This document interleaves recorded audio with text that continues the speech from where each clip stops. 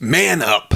Mark and Jay, the Briscoes, a dominant force in the Ring of Honor tag team scene. Although they have held the Ring of Honor tag team titles 8 times, this is their first time getting action figures.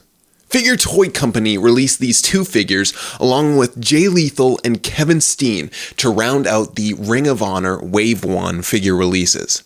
I've already reviewed Figure Toy Company's variant AJ Styles, so let's see how these hold up to that.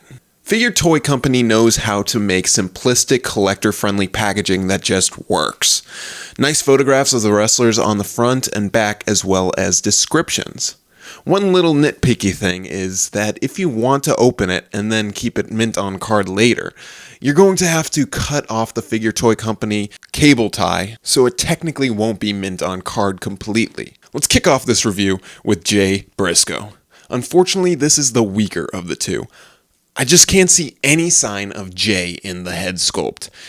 He has the right beard and the bald head, but his face is just not Jay Briscoe. Other than that, what we get sculpt-wise is the body that Figure Toy Company will most likely be using on most of their figure releases. It's not great, but it's what we're stuck with. For more in-depth discussion of this body, check out my AJ Styles review, which is linked in the description.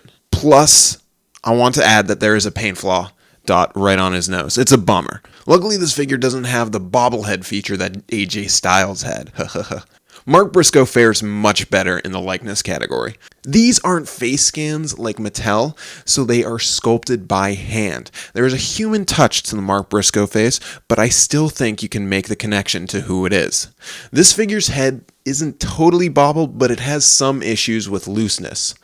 Unfortunately for me, one of the eyes is painted a bit wonky, so it looks like it's all swollen. Problem I find on both of these figures is with the cloth goods. I think it's great that Figure Toy Company has it in their budget to include fabric attire with these figures. Cue the doll versus figure argument in the comments. But for some reason there is no Velcro on the shirt, so you have to take it off like a regular shirt, risking breakage or just leaving it on. This is odd because the pants have Velcro, so why would you take the pants off but not the shirt? Furthermore, the shirts are covering the tattoos that the Briscoes have on their chests. It's odd, pretty odd.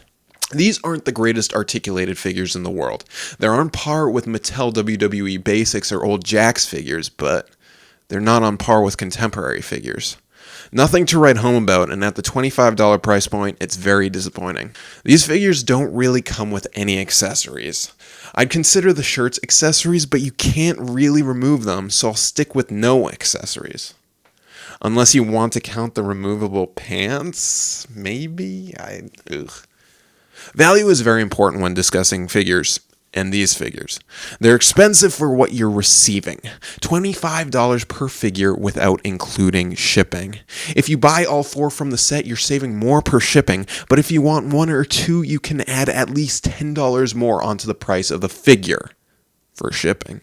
$25 with no accessories is not a good price point, and it's not a good value. AJ Styles $30 with a lot of accessories and crazy cool jacket make these look like a bit of a ripoff, and it was even difficult for me to swallow the $30 for the AJ figure with his lack of articulation and body that was breaking apart.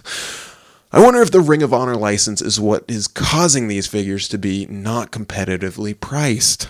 As I said with AJ, I think Figure Toy Company could possibly make something great with this line, but right now they're being held back by a price point that is high and weak figure molds. Overall, I think these figures are really only worth it if you really like Ring of Honor and the Briscoes. The Mark figure is pretty solid, but the Jay just isn't Jay.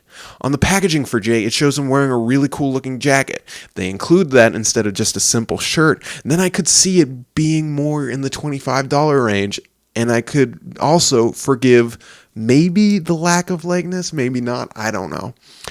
But this, as it's presented right now, just doesn't seem to be worth the price. I'm hoping that they up their game for Series 2 in the Rising Stars line.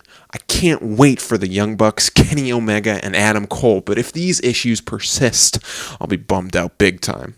And if this video bummed you out big time, I'd recommend you giving this video a big thumbs down. I'd appreciate it, and it would go a long way because I bought these toys with my own money, and this review is completely my opinion.